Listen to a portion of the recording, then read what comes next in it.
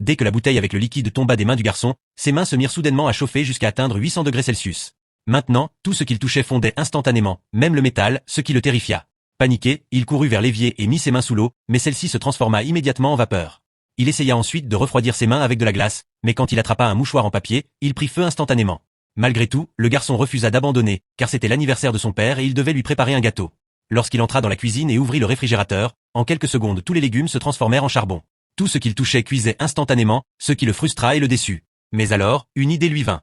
Il prit des pinces en métal, versa le mélange d'œufs dans un tube à essai puis le transféra dans un bol. Ensuite, il devait ajouter du sucre, mais la chaleur de ses mains était si intense que même les pinces commencèrent à fondre.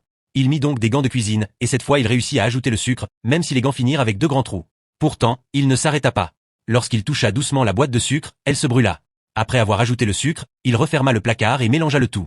Puis il plaça le gâteau au four et le fit cuire pendant 2 minutes uniquement avec la chaleur de ses mains brûlantes, et le gâteau fut prêt.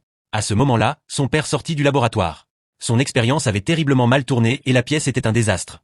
Mais il remarqua alors une banderole d'anniversaire accrochée au mur et son fils debout à côté de la table, tenant le gâteau qu'il avait lui-même préparé.